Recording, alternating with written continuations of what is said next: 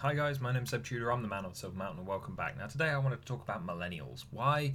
Because I was reading Fortune magazine today, and I came across an article in there that has reported on a study done by the Federal Reserve Bank of St. Louis, and it's an American-centric study called the Demographics of Wealth, and yeah, I feel that there's a lot more that we can see from this on an international level as well, because it's kind of similar situations across the board for lots of people who are born in the 1980s and kind of afterwards for a fair bit, especially those of us that are kind of 30 or above at the moment, and kind of have been either for a while or are pushing into it now. And so what they found was, unfortunately, those individuals born in the 1980s, like myself, are 34% less wealthy than what trends would predict for our age group. They found that those born in the 1970s were about 18%, and those in the 1960s were about 11% behind the predicted trend relative to the economic situations that they're in. Now, there's a distinction though between the individuals born in the 1960s and the 1970s and the individuals born in the 1980s, because the kinds of things that have lowered that level of wealth are completely different.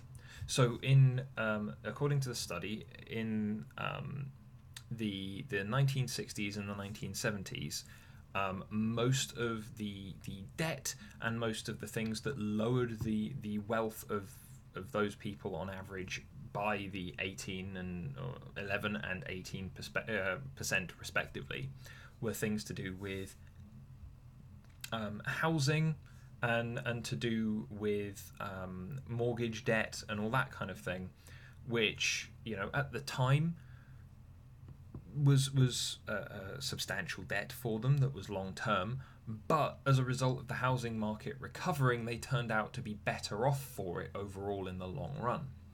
Whilst 1980s babies like myself, most of our debt revolves around student debt and credit card debt for living, and as a result, neither of those things really attach themselves to anything that can recover.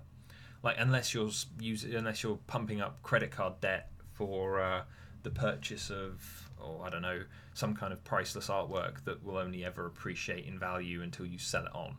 Unless that's the case, which is probably very, very few of us, it's all on stuff that the money just disappears into the ether and we never see anything else from it again in terms of kind of direct recovery of wealth. And so this is where the problem sits, where we are the most substantially worse off, but over an entire generation, we aren't actually the one that has the highest amount of debt. But again, the highest amount of debt goes to those children born in the 1970s. But in those regards, again, it was to do that debt was based around homes and other assets that they could then recoup that money from at a later date, not educational debt, which again is just you basically paying for a service and the money's gone. Now, the study points out two positives to take away from this. From their findings, and I want to kind of draw those into discussion here, because they go, look, it's not all bad news just because you've been, post the 1980s and afterwards, kids have been pushed into this environment where the debt is being balanced out. The national debt in many instances is being balanced out against these young people for this long-term debt to cycle it through the financial system, but you're not gaining anything back from it. That you've been pushed into those situations and it's shit, and there's nothing really that can be said more about that other than, yeah, it's a crap situation and you're going to be stuck with it. But there are two reasons for optimism. Firstly, the kids in the 1980s have many years to get back on track. Well, firstly, we didn't put ourselves off track in the first place, and this is the thing that I want to really question, and that is, okay, so we've got many years to get back on track, sure, but when in my parents' generation, one person household, or like a one person breadwinner, was able to afford a family, afford a home, a car, whatever else, that thing that the minimum wage was based on initially, which is then again the minimum wage has just been left behind. It's supposed to be the minimum amount for a person to afford a home, a vehicle, and a kind of a family, essentially, as long as they were in full-time work. And that's not a thing anymore. I've worked minimum wage jobs like at several points when I was first kicking into the world of work, and even the jobs that I was earning far more because of the various promotions and positions that I held, still were by no means any kind of pay packet, any kind of annual salary that would allow me to afford a house, that would allow me to afford a vehicle as well on top of that, and definitely wouldn't have allowed me to have both of those things plus supporting a family. And I was doing more than what is considered full-time because of the extra amounts of overtime and things that I was doing. The fact that I didn't get sick or tired as easily as others really kind of lent into me at times doing huge numbers of extra hours. And it didn't really equate to what the minimum wage is based around. And so looking at this, yeah, many years to get back on track. But that's many more years of us killing ourselves and fighting over who can live on the least, just so that we can get ahead a little bit and then potentially find success, potentially find a lucky break. I mean, there are fewer millennial entrepreneurs than there have been in prior generations as well. Why is that? Well, simple, because everyone's being forced into a box, everyone's being driven along one very specific set of lines, and to make money you need to have money to begin with, and it's really difficult to do, and there isn't support available in any meaningful, substantial way that would really allow people kind of a proper leg up. You can be drip fed extra resources, which is usually confused between if you want to start a business and how you want to manage your personal life.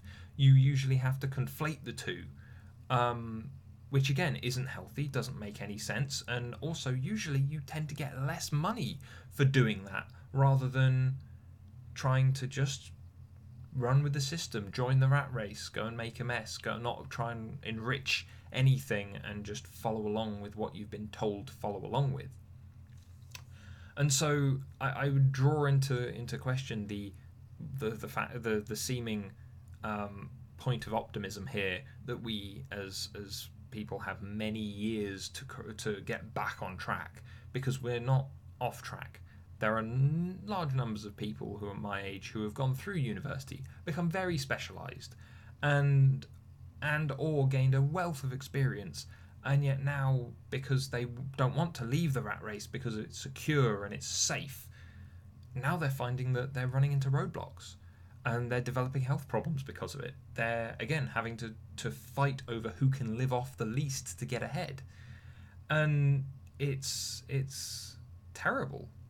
Like, without doubt, it's horrific. And yet, again, we're not seeing any consideration going into fixing that problem for future generations, or addressing these issues for those for us now who are living through those kind of things.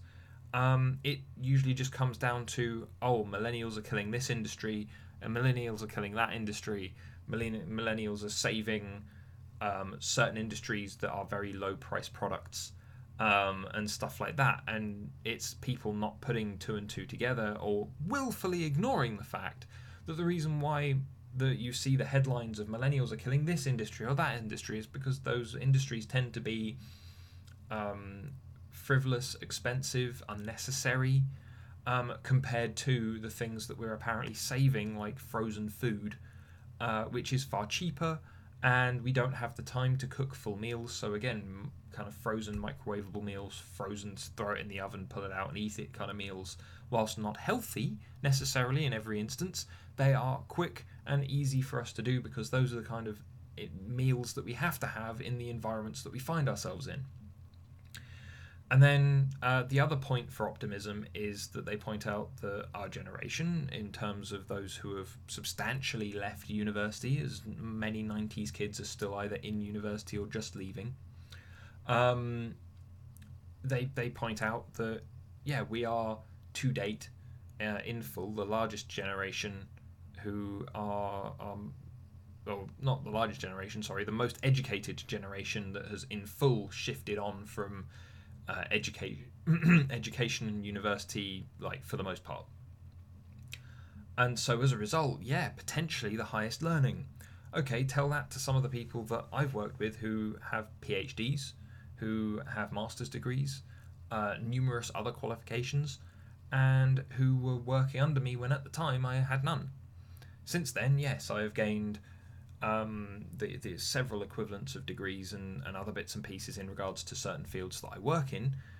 But again, those are very specialised. Me going back into the world of work, going back into a corporate, chances are I wouldn't find a job that would just accept me unless I went and spent even more money. Again, needing money to make money in the first place. So it's yeah, we may very well be the most educated and potentially the highest earning, but chances are, in realistic terms, there aren't enough of those high earning jobs to go around. And many of the lower earning jobs becomes a case of either they don't want you because you're a threat to the people that are already there, especially if you're very well qualified, or they turn around and they go, okay, well, let's see who can fight it out and win against one another to get to those better positions. And that's how you have negative kind of effects from workplace stress, and workers lose, especially millennial workers, the millennial problem that has been addressed, that I've talked about before on this channel, in regards to millennials are looking for things like kind of impact on the world, and looking for the things that they can do, even if they're doing really well in their job. Those are the things that they're looking for. Why are they looking for those? Because those are positive things to try and push towards when we are being pushed and pitted against one another over nothing. We've seen how the kind of trickle down economics of previous generations just doesn't work. We've seen economic crashes on huge scales, and yet no one seems to be learning from it. And the points that they bring when they actually address how things are going, the trend there, 11%, 18%, 34%, it's getting worse. And the problem is that it's getting worse in ways that no longer have kind of return on investment later down the line. Some person who bought a house 20 years ago, especially if it's in a reasonable area, they keep the house well, whilst they're living there and all the rest of it, they could potentially see on selling that property a 400%, 500% increase on their initial investment.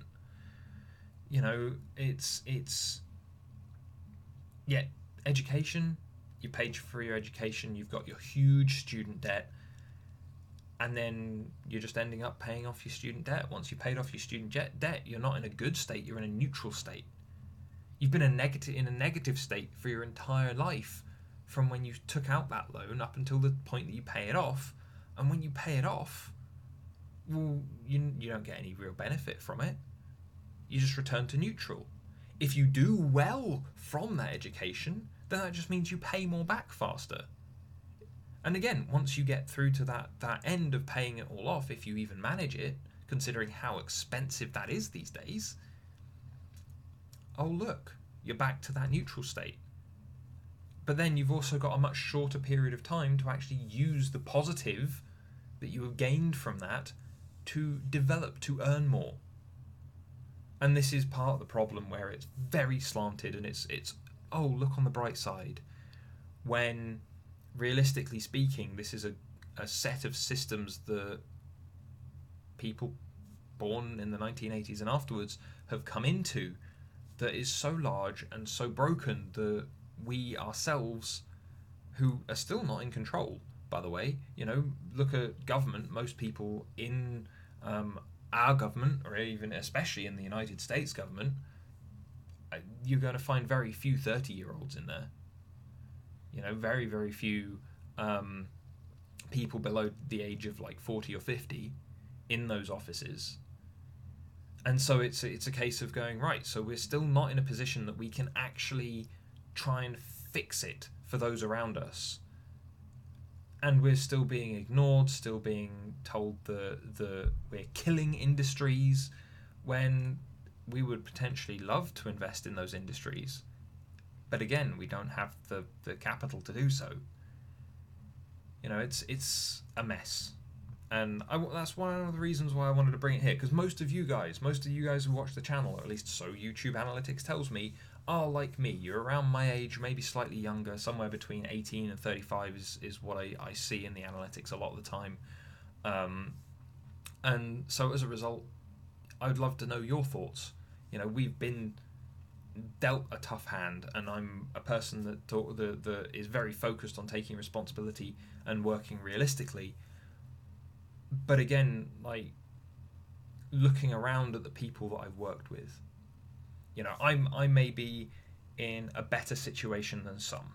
I may be more driven than some. And as a result, I like to think that whenever I fail, I've been able to get back up again and push in the right direction, push in the right way to make further progress again. Even if that still leads to another failure, it's another learning experience, which is something I'm going to be talking about later this week anyway. But in regards to this situation as a whole, there are a lot of people who don't have that drive, don't have the specificity in what they want to do, are very easily scared by what they encounter, and who come from backgrounds that are far worse off than a good number of others, and yet they are still being told that they should be able to work harder, they need to push harder, they need to do all these things, and especially when we still also get lied to about what the average wage is.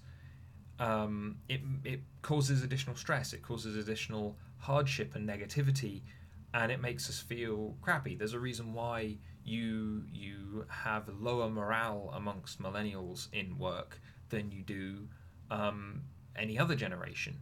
It's because where every other generation at least was able to see some type of return on investment, some type of gain, we've been left in this situation where we just don't see that. And it's only going to get worse if things continue this way, and if reports like this, their constructive afterthought is, oh, well, you've got time, don't worry, you're still young. When you're pushing, if the average kind of age of death is about 79 years old for people in the Western world especially, then you're saying we've got, 10 years towards the halfway point from my age, and I'm towards the latter end of the 80s. So you've got people who are maybe looking at only a couple of years to turn this around before they hit the halfway point.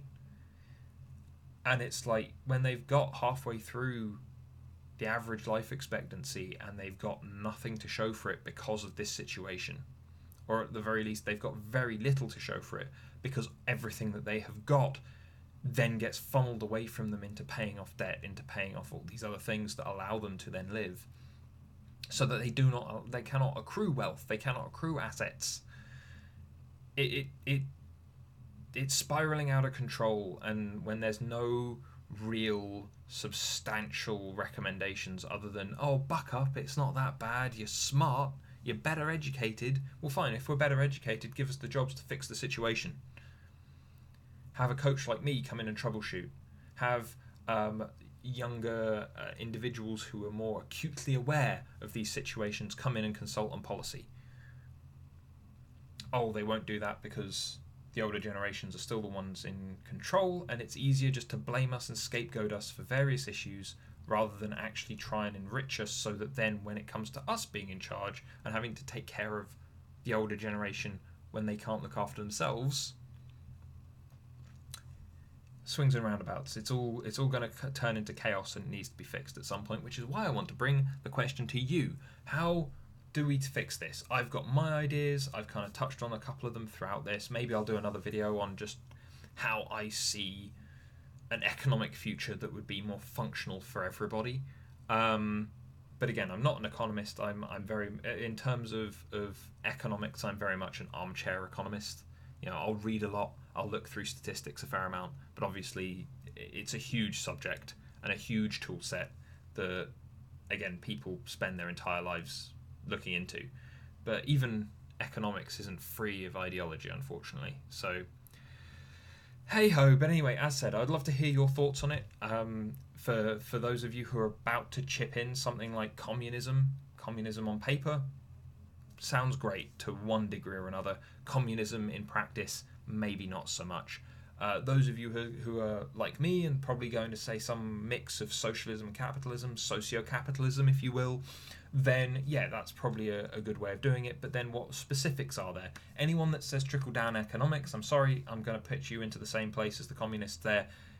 It doesn't work. I'm sorry, especially in practice. But anyway, guys, I'd love to hear your thoughts.